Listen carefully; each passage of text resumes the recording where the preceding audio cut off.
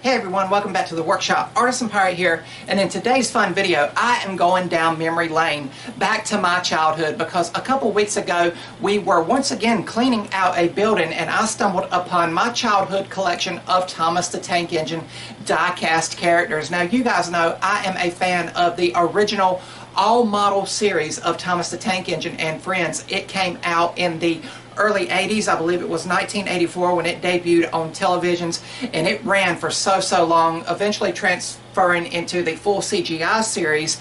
I am very nostalgic for the all-model era, what is deemed the classic era of Thomas, and there's a few YouTubers that I follow that actually make Thomas the Tank Engine content, talking about how the original show was made, because it was essentially a huge model railway set. And you guys know I'm into model railroading. I love trains, the big old steam engines, the beautiful Amtrak trains.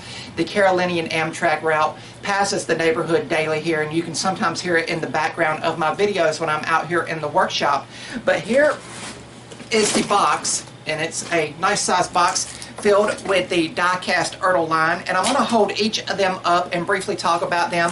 I don't want to make this video extremely long. For those of you that don't know, Thomas the Tank Engine, the television show, was based upon the original 26 books written by the Reverend Wilbur Awdry. Here is the compilation collection that sits in the cabinet in the model train room, and these are high-res scans of all of those stories, and it's the original 26 books that he written.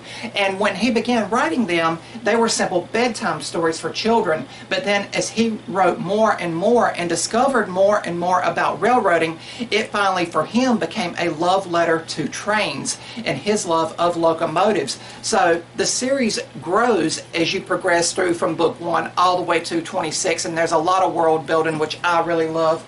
I remember my mom and my grandparents getting me the Thomas and the Tank Engine figures and everything, or figures, or trains I should say. And back when I was a kid, one of the only places that would carry them was in Toys R Us in Greensboro, North Carolina, and that's about 30 minutes away from us. So it was always a treat if we got to go to Greensboro when I was a kid, because I knew we were going to Toys R Us. Sadly, that store, as of now in 2024, is no longer around here in America. I miss that store deeply, because as I got older, I collected Hot Wheels from there, the wrestling figures from there, you know, just other toys. And then when my little cousins came along, we would go up there and shop for them, and it was always full and fun and nostalgic memories for me to look back on. But originally, that is the only place around here that really carried Thomas the Tank Engine stuff.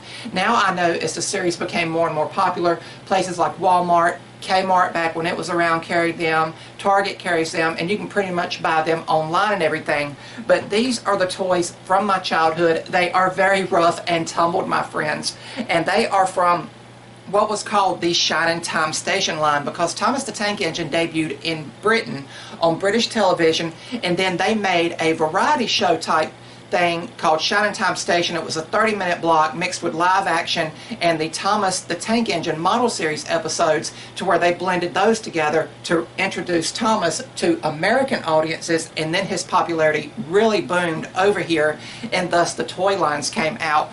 But with the Shining Time Station line and the cards, they came in like blister packs. All of them, and what I loved, came with info cards. So you see here the reverse side of them, I'll hold one up here, had the Shining Time Station and Thomas logo, but then the reverse side had a little biography of the engine, so you could learn about them. So it really helped my reading comprehension, you know, reading these when I was a little kid. And I can tell which one of these I played with more, because I would take them in the car with us. I would play with them on the kitchen floor, you know, on the linoleum, where they would roll real easy, because our living room back when I was a kid had carpet. But anyway, without further ado, this is going to be in no particular order. I'm just going to hold them up and show them to you guys. They haven't been dusted off or anything, but once I get them all out of the box, I'll probably lay them all back here on the workbench and get a nice group shot of everyone together for the thumbnail that I'll have to put with the video here. But here we go. We're going to begin with engines number 9 and 10, Donald and Douglas, the Scottish twin engines. Nice black engines here. They were always cool, and their theme song was always really cool in the show. I always loved their bagpipe theme, you know, when they would appear on the show. That was another thing I really liked about the show. They all had individual themes in those early seasons. Here we have Oliver, number 11. He's a very iconic character. and you can tell some of them are beat up and chipped away just from where I had them in the box and playing with them all the time. And I do believe right here at the top is, in the TV show, his brake van Toad. So there you go, these connected together. And there was his little consist in the TV show. It was different in the books. There was a lot of stuff in the books that was different in the TV show. Toad was actually with, I believe, Donald or Douglas. He was with one of the twins, but in the television series, they linked him and Oliver together. So there is those. Let's see who we have here. We have, I guess I got two of these engines. This is City of Truro, and it's one of the real-life engines that came into the show that blended the fantasy world of the island of Sodor, where Thomas and all his friends lived, with the real world that we live in. So here we have City of Truro. Nice, great western green there. And these are high-quality die-cast toys. They're not brittle plastic. They have survived so long. Again, some of these are all the way back from the 80s.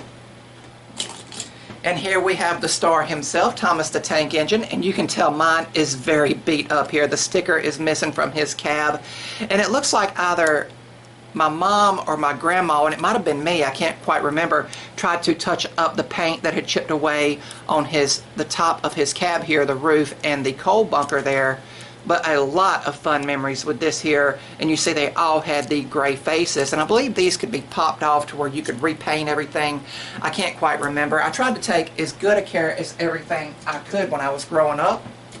And then here we have Gordon, the big express engine, and he is very rough and tumble looking because he is my favorite character.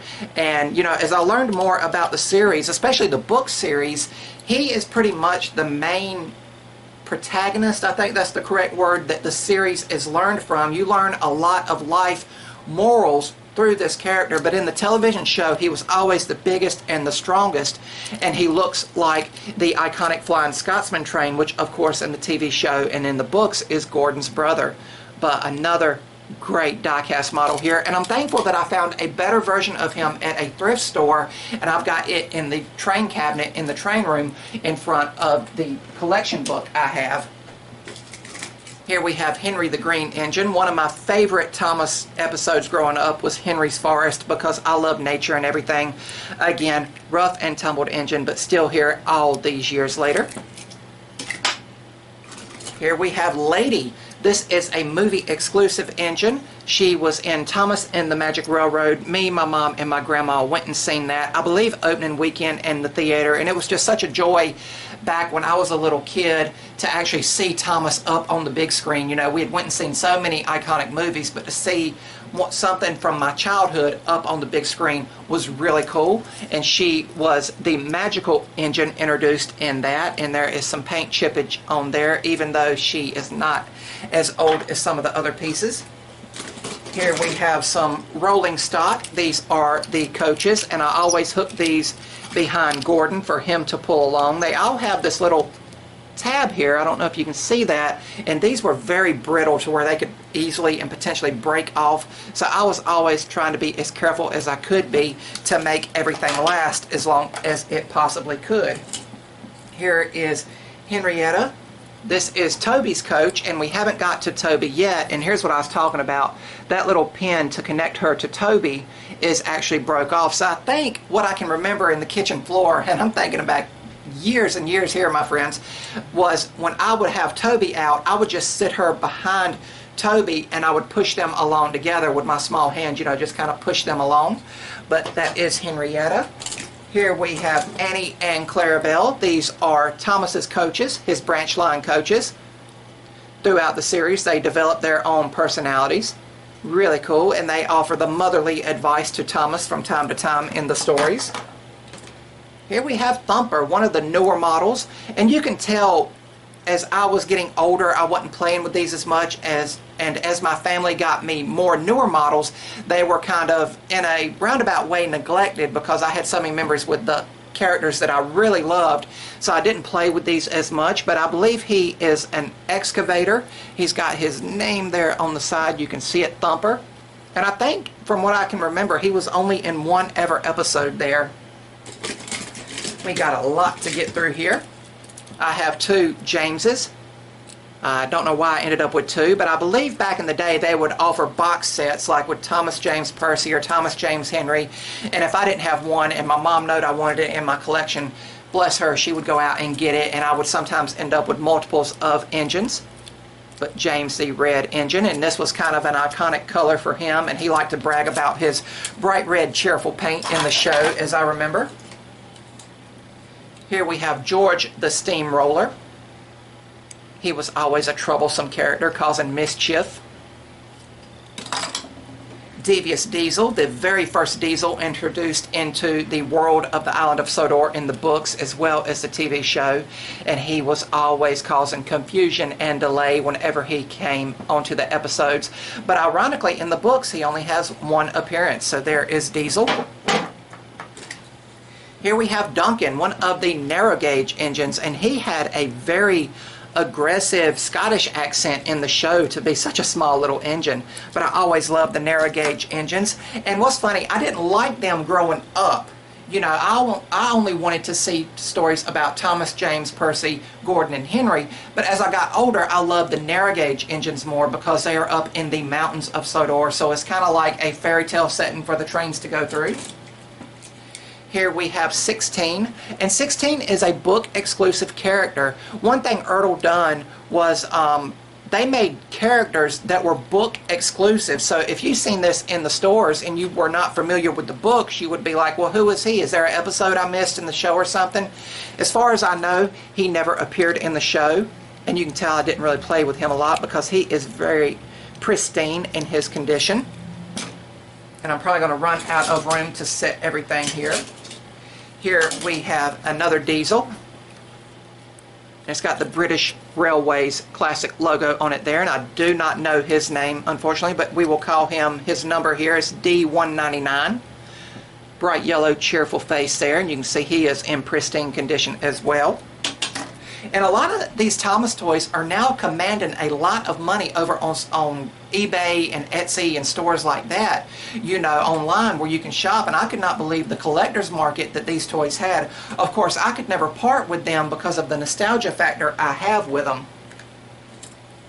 Here we have Harold the helicopter, and he is missing his rotors there. I hope they're in the bottom of the box. I believe I also had 2 of these because I think another one came with a play set, and also one came with my Lionel Thomas the Tank Engine train because he fit on a flatbed car.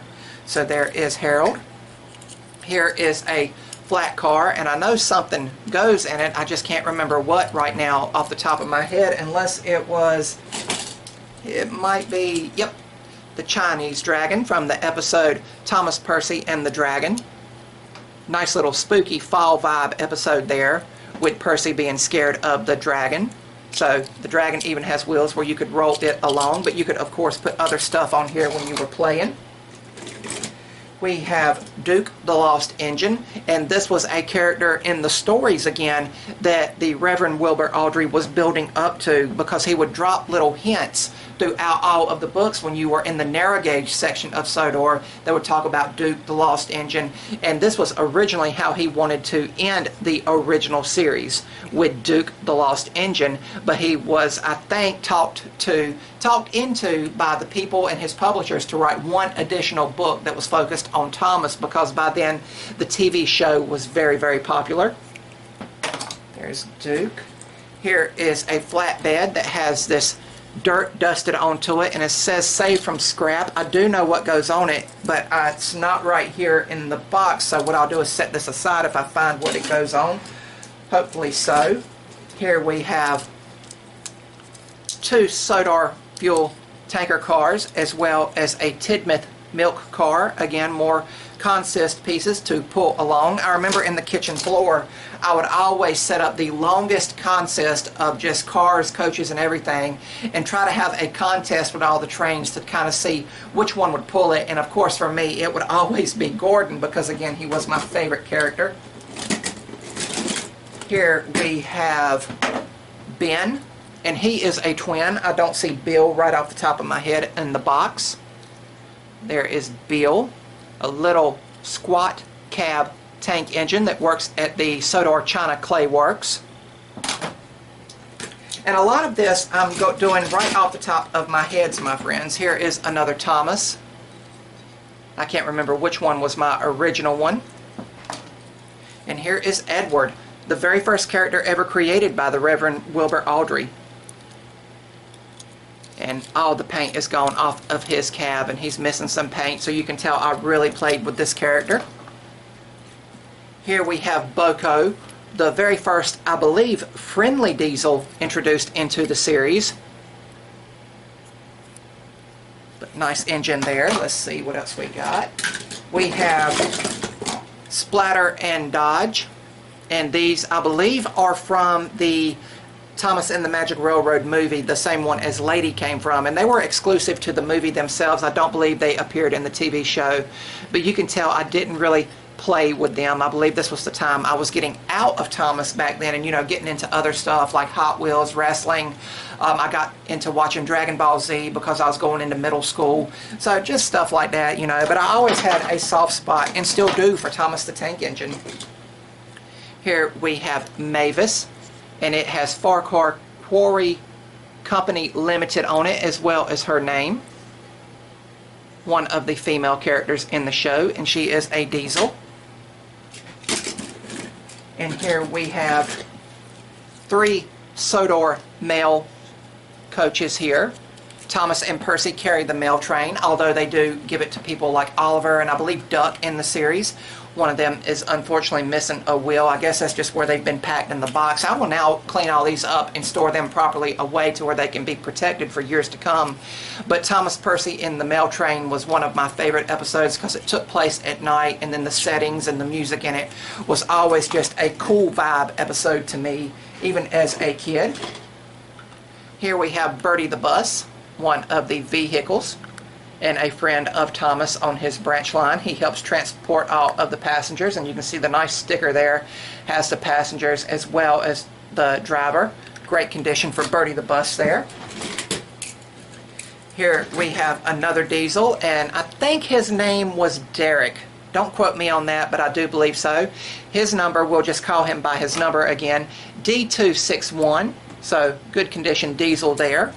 And then we have Daisy, the female diesel of Thomas's branch line, where he lives on Island of Sodor. She has the makeup on her face there. It's a good die-cast character. Here we have Scruffy, or SC Ruffy, as it is on the side of his side there, and it says Ballast Contractors, Tidmouth and Sodor Company. So he was a very troublesome truck. That's what these are called, because they were always breaking away and causing runaways on the show. But there we have Scruffy. You can see he's got his one little tooth there in his smile. So a lot of great detail for these toys that we're going to get tumbled around.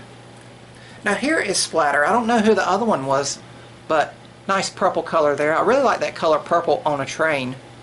And he does have little, I don't know if it shows up on camera, he's got like paint specks, like, you know, the brush has been thrown on him to create that splatter effect. Really neat. Here we have Sir Handle, another narrow gauge engine. And you can see how small some of these are. Not even as big as the palm of my hand. Nice blue color for Sir Handle. And here we have Percy, Thomas's best friend in the show. And he's his friend slash enemy in the books. They kind of have like a kind of rivalry, like a sibling rivalry in the books, but in the show he is of course Thomas's best friend, and he is one of the smallest engines in the steam team, which make up the main characters like Thomas, Gordon, Percy, Henry, Toby, you know, in that group there. Played with him a lot, and the stickers are actually still on his buffer beam there. Let's see here. We have another Sodor mail coach there. Then we have Cordy from the Cordyfell Mountain Railway, and again this is another book exclusive character, and I was happy that they made these because the mountain engines, they use what's called a rack railway, and the engines actually have a cog under them that helps them climb mountainous terrains. And also, it's not depicted here, but their boilers are on a slant to help them go up a mountain, and it's actually based on a real railway over in Great Britain and everything, and they even have faces on the back there. So there is Cordy from the Cordyfell Mountain Railway, and it's got some dust on it. He has the number 4 on him. Here we have Lord Harry, another mountain engine. And I'm really happy Ertl went out of their way to make these book exclusive characters. I am running out of room to place everything. Here we have another coach for passengers, as well as a Sodor tar wagon. And here is something else I had. I want to show these to you so I can set these aside to have more room. These are bendable figures from the Shining Time station, and I'm happy to have these. There was Tex and Rex in the Jukebox Puppet Band. I believe her name was Dee Dee. You have, I believe his name was Tito. Then you have this girl here, I can't remember her name, but she was one of the singers in the Jukebox Puppets. Schemer, who owned the jukebox that the puppets lived in. You have Stacy Jones here, who was the station master, as well as Mr. Conductor. And Mr. Conductor, depicted here, is played by George Carlin, the comedian. And there's been so many narrators for Thomas the Tank Engine. George Carlin has been my favorite narrator ever for Thomas the Tank Engine, because he really put his all into narrating the voices back in the model era. Again, that is what I am so nostalgic for. Here I have another Henrietta figure, or train car, and her pen is there, so this might have been the one I put with Toby. And here we have Bill. That, of course, is Ben's brother, so both of those that work at the Sodor China Clay Work. And I'm finally seeing the bottom of the box. And here I have another City of Truro, so I guess I ended up with 3 of those. Might have been picked up at a yard sale or something. And here we have Wilbert, named after Wilbur Awdry, and this is actually based on a real-life engine that you can go see on the Dean Forest Railway in Great Britain. But a great paint job and facial expression there on this character. Here we have Rusty, the little diesel, and he helps maintain the trains. Again, these are still very dusty and have dirt on them, but he is one of the narrow gauge characters. Here we have Diesel 10. He is the villain, the bad guy of Thomas and the Magic Railroad, and he has his claw where he can reach over and try to grab the engines and cause trouble. But he is an exclusive to the movie character, but he did come into other television specials because he was such a popular character. And I even have this on an actual blister card hanging in the cabinet with the book and my nice figures of Gordon and Thomas. So I'm thankful to have him on the actual blister pack, and that can become very valuable over on eBay and selling sites. Here we have Bulstrode the boat. I believe he only appeared in one single episode, but I'm glad they made a model of him, and he has wheels on him to where he can roll along on a flat surface. The breakdown crane. This here, I don't believe I ever got the coach that came with it, but the breakdown crane was used to help pick up trains if they were in accidents. A lot of accidents happened on the island of Sodor, but you can see how a train could go there and you could act like it had rescued it after it had wrecked or something. Here I have another Percy and Toby the tram engine. Really cool little die-cast model there. His face, the number 7, and these all actually existed in real life. Not the actual characters themselves, but they were based on real characters. That was one thing that the Reverend Wilbur Awdry really wanted to do. He wanted to base everything in reality. Here we have 2 troublesome trucks with 2 unique faces, and they've got a load of coal there. So really neat characters there to have. Another Sodor fuel wagon, tanker car I mean. Here we have the Sodor Mail, and I believe, let's see if I can, Tom Tipper, the postman, drove this van here, and I believe it was introduced in season 4, which was the last series narrated by George Carlin himself. So really cool. I believe this was his send-off episode here. So the Sodor Mail van, and I'm really running out of room now. Here we have one of the lorries. I believe they released all 3 of these, but this one says Lorry 2 on the front plate there. They worked at like the docks and things like that. It's got something on it I'll clean off. Here we have Bulgy the bus. a troublesome double-decker bus. He is not friendly like Bertie himself, but it's got some nice, beautiful stickers here, and I'm happy that they have survived into adulthood for me.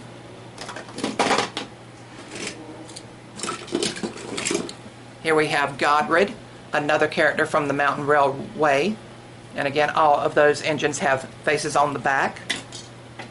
Here we have Rheneas. I always thought it was Rheneas, but after hearing some of the audio where people recorded the books for tapes and radio and stuff like that, it's actually pronounced Rheneas.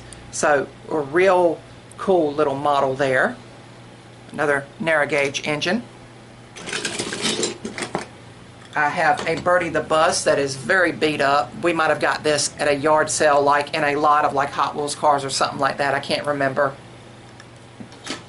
And here we have Peter Sam, another narrow gauge character with his special funnel there that was introduced. His original funnel got knocked off. He used a drain pipe to fix it. And it's funny how I can remember all this stuff into adulthood because I just love this show so much. And I remember watching the VHS tapes my parents bought me over and over and over again. When I'd watch one, my mom said I'd always rewind and say, again, you know. So I guess I have just great nostalgia and memories with this show. And it's a very comforting show to watch because it teaches morals and values. But there is Peter Sam. Here we have Sir Topham Hatt's car, the car he drives around. Sir Topham Hatt is the director of the island of Sodor and the Northwestern Railway, so he always keeps a close eye on all of his engines, and he is pretty much the father figure to everyone in the show. Here we have the Sodor fire truck, and the ladder pops up there. Nice little feature to have on such a miniature model. Here we have Terrence the tractor. He plows fields on Thomas's branch line. So you can see how his caterpillars there will also move. And I'm thankful that they haven't dry rotted or anything being out in a storage building. And he even has a hook to where he can pull the coaches along if you want him to do so. Or even one of the engines, like if he would rescue them from the snow like he did with Thomas. Here we have Skarloey, another narrow gauge mountain engine, and he is number 1 on that line, like Thomas is number 1 on the Northwestern Railway. And here we have the propellers for Harold the helicopter there. I'm thankful that I have those. And again, I have 2 or 3 of this model as well. So thankful to find that. Here we have Caroline, the car. She takes the cricket players around. Alright, and here we have Trevor the traction engine. Let's see, where's that other piece? And he is what goes on the saved from scrap car. You can see it looks like he is rusty and needs to be cleaned up, but he lives on the Vicarage Orchard on Edwards Branch Line. And he loves giving rides on Fair Day or when they have festivals on the island of Sodor. So that goes on that. Glad to have those connected and reunited. And let's see, that's about it except for Duck. Duck is a Great Western engine, and he is very proud of his heritage. So really cool. He is the 8th engine, and he has the little Western Railway on the island of Sodor, and it is the Coastal Railway. And you guys know I loved all the episodes with that because they were beach themed and everything. So really cool. That's pannier tank engine. Had to think there for a second. And then we have 2 die-cast figures. We have a railway inspector here, and then Sir Topham Hatt himself. You guys seen the car earlier. In Britain, he is called the Fat Director or the Fat Controller. In America, he is, of course, to be more polite, Sir Topham Hatt, which is, of course, his name, but he is more commonly known as the other over in the books and everything. So really cool. Really neat. A great way to go down memory lane. There is some other stuff in here like a log car and some of the wooden railway figures, but I of course wanted to focus on the Ertl Diecast collection. I'm going to get all of these cleaned up. I will put them over here on the workbench to get a thumbnail to post to go along and correspond with this video. But I hope you guys have enjoyed me going down memory lane, and hopefully if you've never heard about Thomas the Tank Engine or always been curious about it, hopefully in today's video you guys learned something about it and you can appreciate my love of it and how it inspired me to go and ride the real trains and build my own model railway, and of course join the Mebane train display up in Mebane where I go and work on the model trains with all of the guys. But I'm really happy to film this video and bring you guys another collection video. I know you guys, my longtime followers and subscribers, had asked if I would make more collection videos, just stuff I had when I found this box. I know that I would have to bring this video to the platform, and I hope you guys have enjoyed it. If you're new to the channel, hopefully you'll click that subscribe button and follow me across all my social medias under the Artisan Pirate name. As always, links to contact me as well as all my social medias will always be linked down in the description box below these videos. That's about all for this one, and remember guys, if I can make it or do it, so can you. I'm the Artisan Pirate. Take care, and I'll see you guys real soon.